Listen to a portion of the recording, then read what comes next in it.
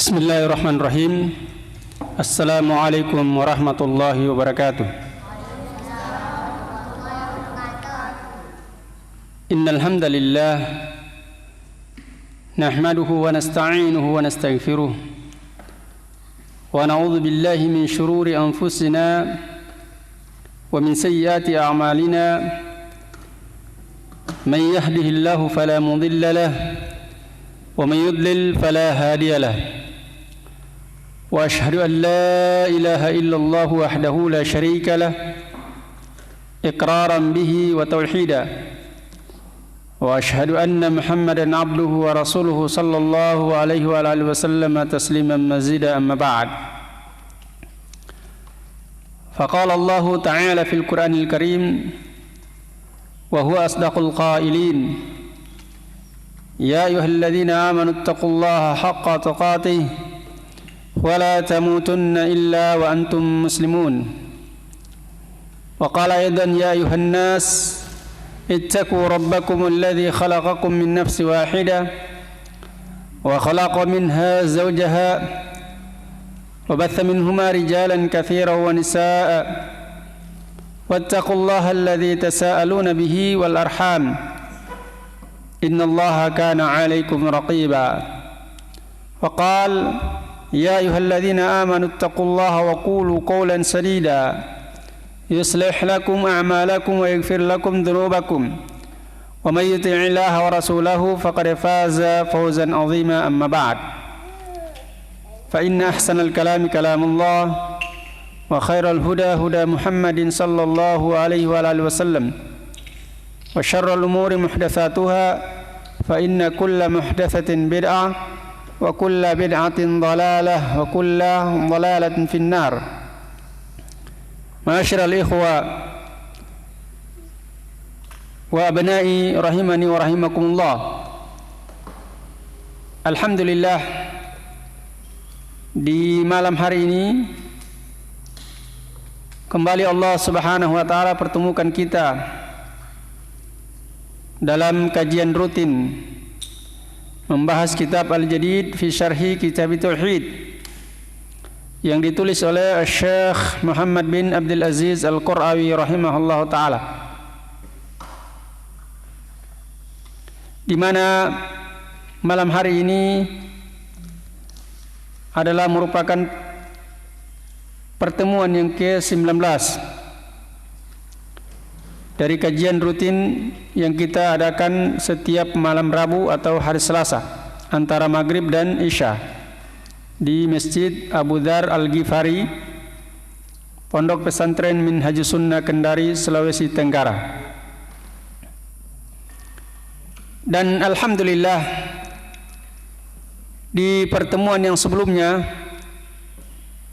kita sudah selesai dari bab man haqqaqa tauhida dakhalal jannata bighairi hisabin wala adzabin. Barang siapa yang merealisasikan tauhid, maka dia masuk surga tanpa azab dan tanpa hisab. Dan di malam hari ini kita masuk kepada bab yang baru, yaitu babul khaufi minasyirki, bab takut dari kesyirikan.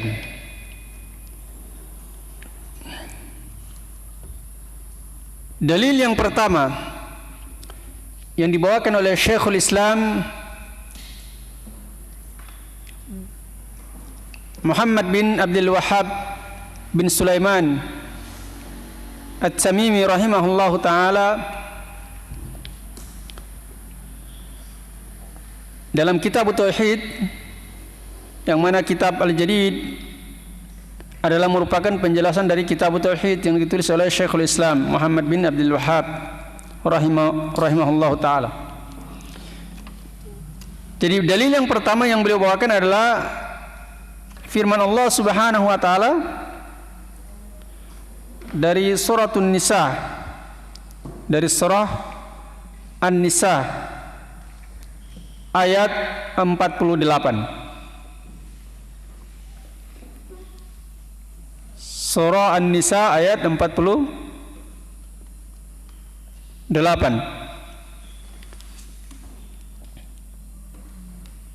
Mahfud, surah apa tadi, ayat berapa? Surat apa tadi, ayat berapa? Dalil yang pertama tadi yang baru saya sampaikan. Ayat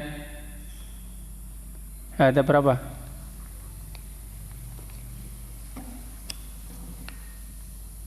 Alung, surah apa, ayat berapa?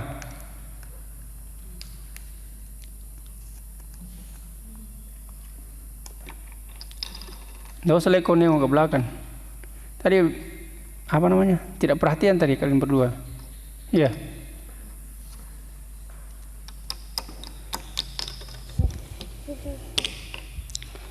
Ya, surah An-Nisa ayat 48.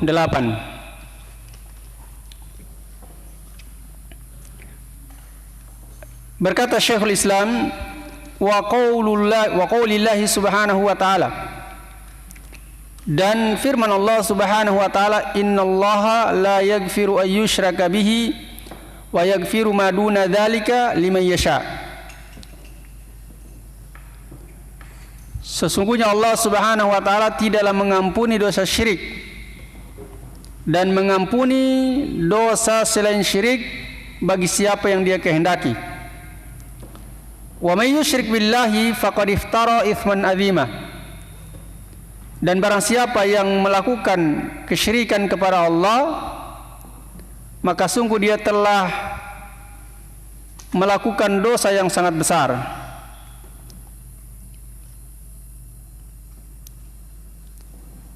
Ya. Dijelaskan oleh Syekh Muhammad bin Abdul Aziz Al-Qurawi rahimahullah ta'ala.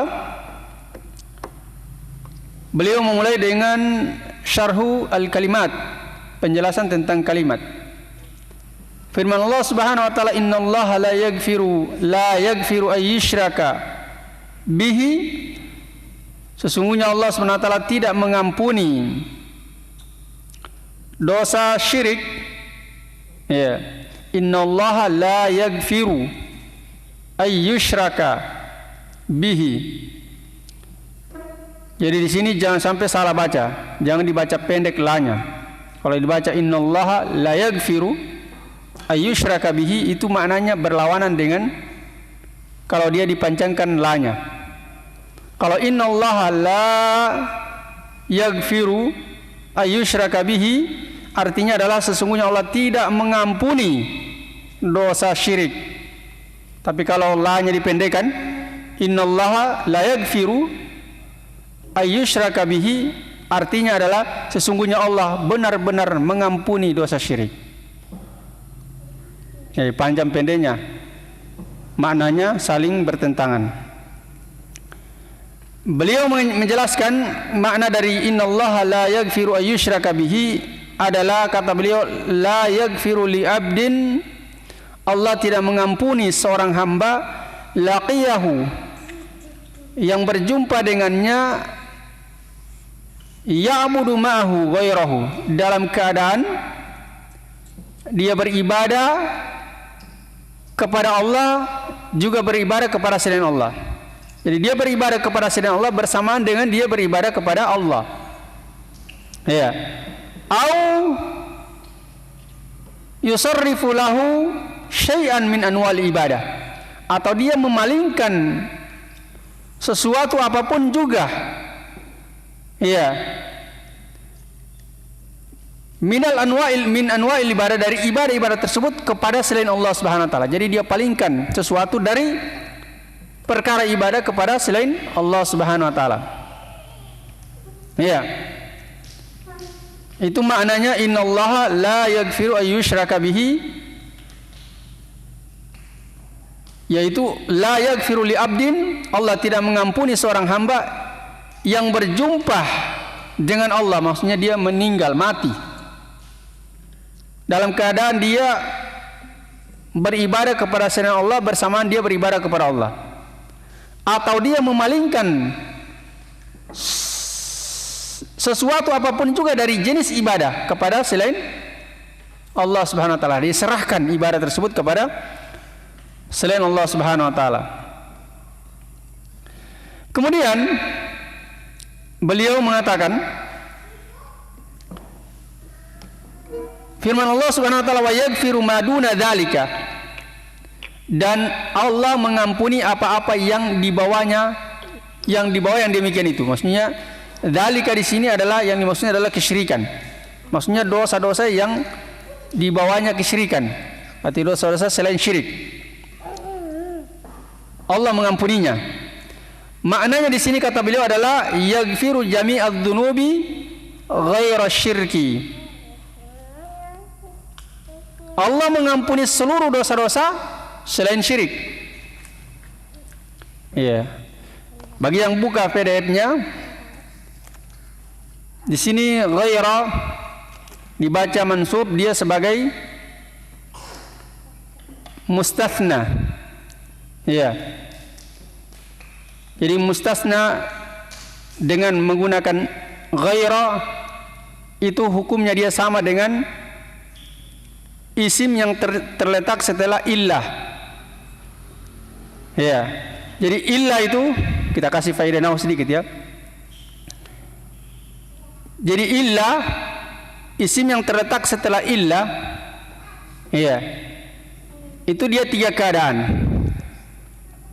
Pertama, dia wajib mansub sebagai mustatsna. Ya. Kita contohkan adalah qamal qaumu illa Zaidan. Berdiri kaum kecuali Zaid. Artinya Zaid saja yang tidak berdiri. Iya. Dia di sini wajib dibaca Zaidan, mansub sebagai mustatsna, karena dia adalah kalamnya, dia adalah mutsbitan. Mutsbitan itu kalau dalam bahasa Indonesia kalimat positif. Ya. Kemudian wayudkaru mustasna minhu, disebutkan yang dikecualikan darinya. Mana mustasna minhunya dia, yaitu al-qaum. Maka disebutkan setelah ilah ini yang tidak termasuk dari al-qaum tersebut, yaitu Zaidan. Ya, maka dia wajib mansub, tidak boleh dibaca Zaidun atau Zaidin. Kemudian yang kedua, kalau disebutkan kalau dia kalimatnya dia manfian atau negatif, manfian artinya diawali dengan penafian.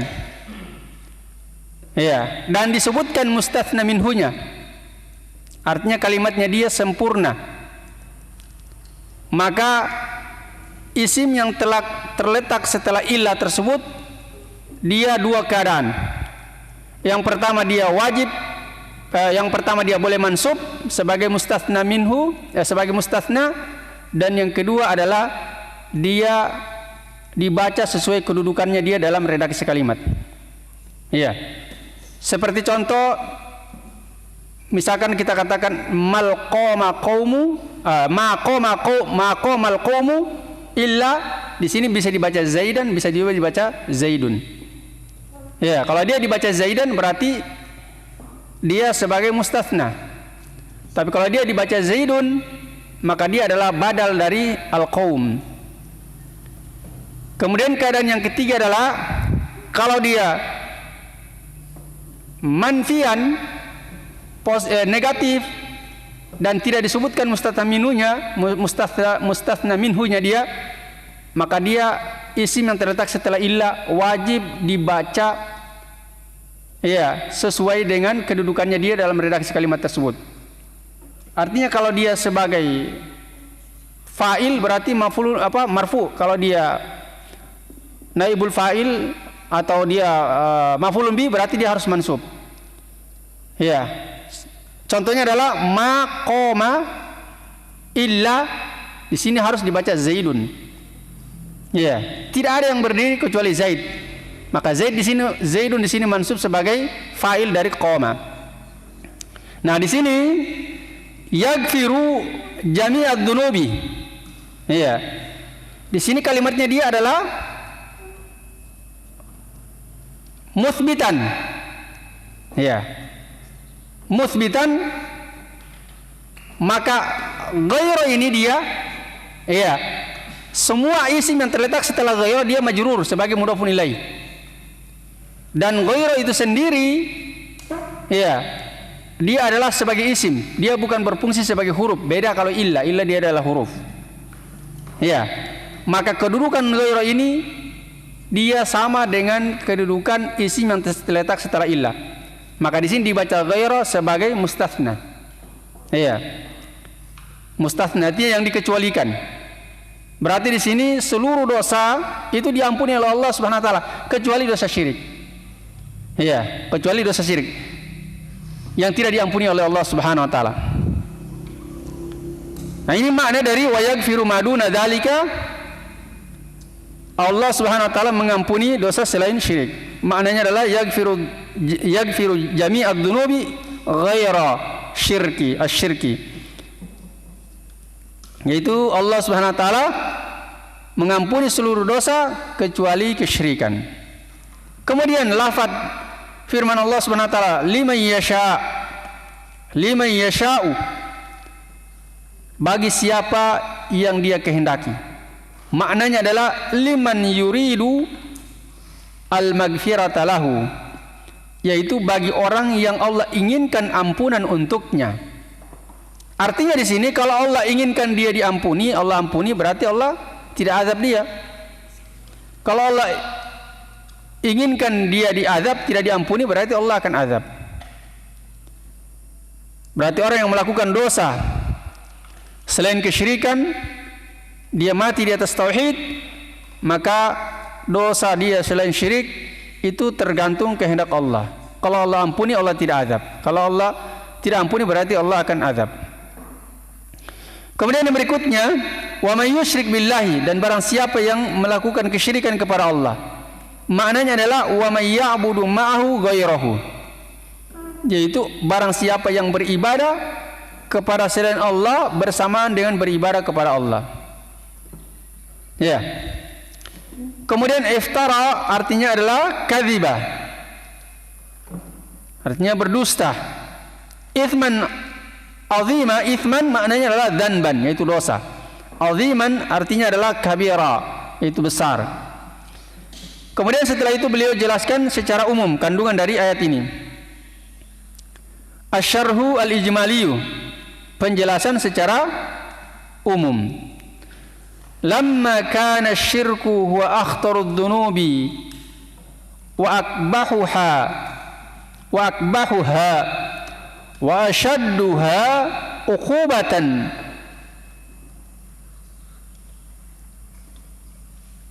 lima fihi min tanqisin li rabbi azza wa jalla wa tashbihin bi makhluqatihi. Itu tatkala kesyirikan itu adalah merupakan sebahaya-bahayanya dosa, itu dosa yang paling berbahaya, dan sejelek-jelek dosa, dan juga sedahsyat-dahsyat siksaannya, maka kata beliau lima fihi,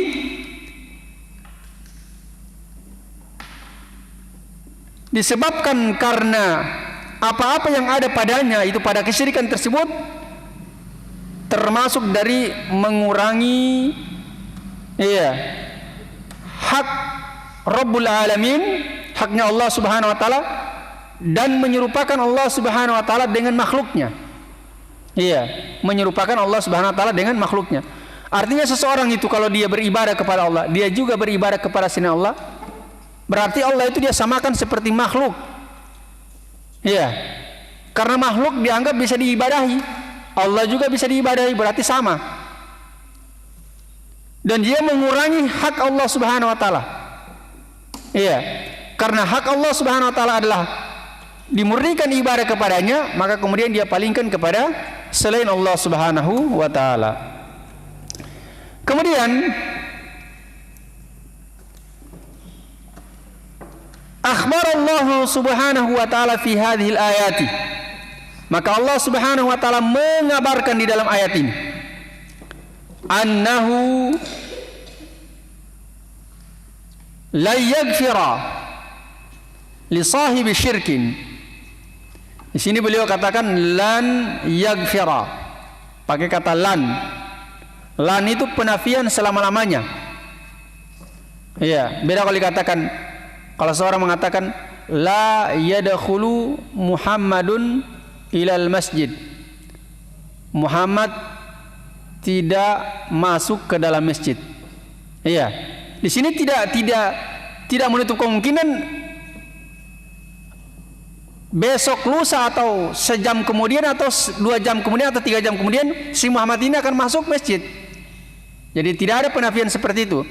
Tapi kalau seorang dia mengatakan lan yadkhula Muhammadun ilal masjid, di sini maknanya bahwasanya Muhammad tidak akan masuk ke dalam masjid selama-lamanya. Itu maknanya dia aja. Beda dengan lan dengan la. Seperti contoh dalam firman Allah Subhanahu wa taala,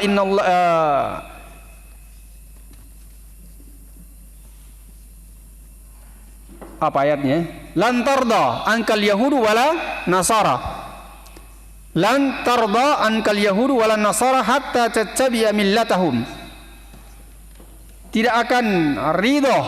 Ya, di sini pakai kata lan. Artinya selama-lamanya orang-orang Nasara dan orang-orang Yahudi itu tidak akan pernah ridho kepada engkau wahai Muhammad. Kapan mereka ridho? Iya. Hatta tattabi'a millatahum, hingga engkau mengikuti agama mereka. Jadi selama tidak mengikuti, tidak akan pernah mereka ridho. Iya. Di sini Allah pakai kata lan. Allah tidak mengatakan la tarda ankal yahudu walan nasara. Tidak akan ridho, tidak ridho kepadamu orang-orang Yahudi dan orang Nasara. Iya. Kalau hanya dengan kata la tarda dia tidak akan ridho, itu mungkin pada saat itu tidak ridho, tapi besok lusa dia akan ridho walaupun tidak mengikuti agama mereka. Iya. Tapi di sini Allah datangkan dalam bentuk lan tarda, menunjukkan bahwasannya tidak akan pernah ridho mereka kecuali diikuti agama mereka, baru mereka ridho. Ini makna dari lan. Maka di sini beliau katakan adalah lan, ya, yaghfira li sahibi syirkin. Allah tidak akan mengampuni pelaku kesyirikan. Mata ala syirkihi. Iya. Yang mati di atas kesyirikannya. Artinya dia sudah melakukan kesyirikan, kemudian setelah itu dia mati dalam kondisi belum bertaubat kepada Allah Subhanahu wa taala. Iya. Tapi kalau dia sudah bertaubat kepada Allah Subhanahu wa taala, walaupun misalkan umurnya 100 tahun, kemudian di ke 99 tahun ditambah dengan 11 bulan 29 hari, tinggal 1 hari dia sudah genap 100 tahun. Di hari yang tinggal 100 hari lagi dia 100 tahun umurnya, dan dari selama umurnya dia melakukan kesyirikan terus menerus. Kemudian setelah itu di hari 1 hari lagi dia mau meninggal, dia bertaubat kepada Allah Subhanahu wa taala dengan taubatan nasuha. Iya. Maka kemudian dia meninggal di atas tauhid, ya, maka dosa-dosa syiriknya dia diampuni oleh Allah Subhanahu wa taala. Kenapa? Karena dia mati tidak dalam keadaan tidak dalam keadaan melakukan kesyirikan. Dia sudah bertaubat dari kesyirikan. Dan yang dimaksudkan dalam ayat ini adalah orang yang dia sudah melakukan kesyirikan tapi tidak pernah bertaubat sampai dia meninggal. Walaupun misalkan dia melakukan kesyirikan 70 tahun yang lalu, kemudian 70 tahun kemudian dia baru meninggal, ya, dan sudah melakukan amalan soleh, tapi dia belum bertaubat dari kesyirikannya itu, maka tidak berguna itu amalan soleh yang dia lakukan selama 70 tahun. Ya, disebabkan karena dosa syirik yang dia lakukan 70 tahun yang lalu belum dia bertaubat sampai dia meninggal. Barakallahu fikum. Kemudian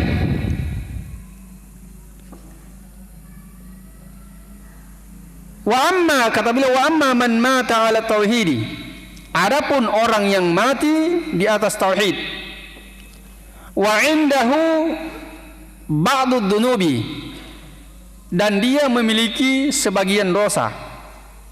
Iya, dosa selain syirik ini maksudnya. Maka kata beliau, fa innallaha wa'ada bil magfirati lahu. Iya, wafqa masyiatihi. Maka sesungguhnya Allah Subhanahu wa taala menjanjikan ampunan untuknya sesuai dengan kehendak Allah. Iya. Jadi tidak ada kepastian Allah ampuni, tapi sesuai kehendak Allah. Iya. Karena kalau sudah pasti diampuni dosa selain syirik, berarti halal melakukan dosa-dosa selain syirik. Iya, tapi di sini Di sini hanya janji diampuni kalau Allah berkehendak untuk mengampuninya. Iya. Jadi di sini hanya janji dari Allah Subhanahu wa taala akan mengampuni kalau Allah berkehendak. Tetapi kalau Allah tidak berkehendak, berarti Allah akan azab dia. Iya, berdasarkan kehendak Allah Subhanahu wa taala. Kemudian kata beliau, "Tsumma 'allala adamal maghfirati lil musyrikina." Kemudian Allah Subhanahu wa taala mengancam tidak akan mengampuni orang-orang musyrik. Iya. Allah tidak mengampuni orang-orang musyrik. Bi annahum bi amalihim hadza. Dengan bahwasannya mereka tidak diampuni berdasarkan amalan mereka ini, yaitu kesyirikan mereka. Iya. Bi annahum bi amalihim hadza qad kadzabu 'ala Allah bi ibadatihim ma'ahu ghairahu. Bahwasannya mereka ini dengan amalan mereka ini, maka sungguh mereka telah mendustakan Allah Subhanahu wa taala dengan ibadahnya mereka kepada selain Allah bersamaan dengan mereka beribadah kepada Allah Subhanahu wa taala. Iya. Dari penjelasan beliau ini kita bisa memahami bahwasannya yang beliau pahami dari ayat ini bahwasannya orang-orang musyrik di zaman dahulu itu yang dihukumi kafir, dari Allah dan Rasulnya, itu mereka bukan berarti mereka itu tidak beribadah kepada Allah. Iya. Dan ini juga dijelaskan oleh Syekh Muhammad bin Abdul Wahhab rahimahullah ta'ala di dalam Al-Qawaidu Al-Arba. Iya. Bahwasanya orang-orang musyrik di zaman dahulu itu bukan berarti mereka tidak beribadah kepada Allah. Dan ini adalah merupakan bantahan kepada orang-orang di zaman sekarang yang memahami kesyirikan itu adalah ketika dia beribadah kepada selain Allah saja dan tidak beribadah kepada Allah. Kalau dia masih beribadah kepada Allah, walaupun dia beribadah kepada selain Allah, itu mereka katakan bukan kesyirikan. Ini yang dipahami oleh orang-orang jahil, khususnya orang-orang yang ada di pedalaman. Iya. Yang tidak sampai dakwah kepada mereka. Yang sampai kepada mereka itu hanya ajaran-ajaran orang sufi. Iya. Yang penuh dengan khayalan dan kedustaan. Asal dicerita, oh ini si kiai ini dia telunjuknya keluar air, oh dia kasih begini tangannya keluar cahaya. Padahal tidak pernah mereka, orang yang menceritakan kepada mereka tidak bisa membawakan bukti, langsung mereka percaya. Iya. Dan itu yang kita alami dulu waktu kita masih belum mengenal al-haq, belum mengenal kebenaran. Dan kita bertaubat kepada Allah Subhanahu wa taala dari mempercayai hal-hal yang seperti itu. Ya, itu yang mereka pahami. Jadi kesyirikan itu adalah dia beribadah kepada selain Allah. Iya, kalau dia masih beribadah kepada Allah, itu bukan kesyirikan. Nah, di sini beliau jelaskan bahwasannya mereka di sini orang-orang musyrik, mereka telah mendustakan Allah Subhanahu wa taala dari kesyirikan mereka disebabkan karena mereka beribadah kepada Allah juga beribadah kepada selain Allah. Jadi orang-orang musyrik itu beribadah kepada Allah juga. Iya, tapi mereka juga beribadah kepada selain Allah. Makanya di dalam Al-Qur'an itu Allah Subhanahu wa taala berfirman, walladzina ittakhadhu min dunillahi awliya walladzina ittakhadhu min dunillahi andada yuhibbunahum kahubbillah. Dan orang-orang yang menjadikan tandingan-tandingan selain Allah, iya, mereka beribadah kepada selain Allah Subhanahu wa taala, iya, itu mereka yuhibbunahum kahubbillah, mereka cintai selain Allah itu sebagaimana mereka mencintai Allah. Jadi mereka samakan kecintaan mereka kepada sesembahan mereka dengan kecintaan mereka kepada Allah Subhanahu wa taala. Jadi mereka juga cinta kepada Allah, tapi juga cinta kepada selain Allah, dan mereka samakan kecintaan mereka kepada selain Allah tersebut dengan kecintaan mereka kepada Allah. Yang kemudian di ayat setelahnya Allah jelaskan, walladzina amanu asyaddu hubban lillah. Dan orang-orang beriman itu sangat dahsyat kecintaan mereka kepada Allah. Kenapa demikian? Karena kecintaan mereka kepada Allah itu murni, tidak dicampur adukan dengan kecintaan kepada selain Allah Subhanahu wa taala. Kemudian di sini beliau menjelaskan wartakabu dzanban kabira, dan mereka telah melakukan dosa yang sangat besar.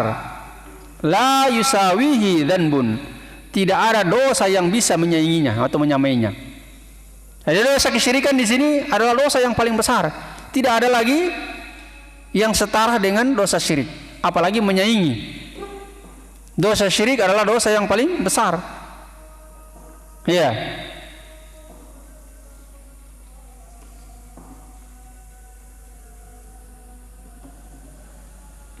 Anugerah. Coba sebutkan apa saja bahaya kesyirikan. Ya, 1.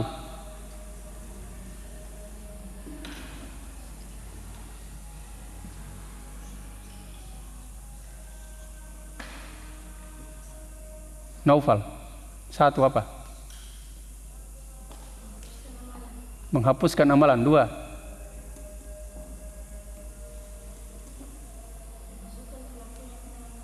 Memasukkan pelakunya ke dalam neraka. 3. Allah tidak mengampuninya. 4. Ya, merusak ibadah. Barakallahu fiik. Ya. Habis waktu ya. Kita cukupkan sampai di sini. Insyaallah nanti kita lanjutkan kembali di pertemuan yang akan datang. Kita tutup dengan doa kafaratul majelis. Subhanakallah bihamdik, asyhadu an la ilaha illa anta, astaghfiruka wa atubu ilaik. Walhamdulillahirabbil alamin. Assalamualaikum warahmatullahi wabarakatuh.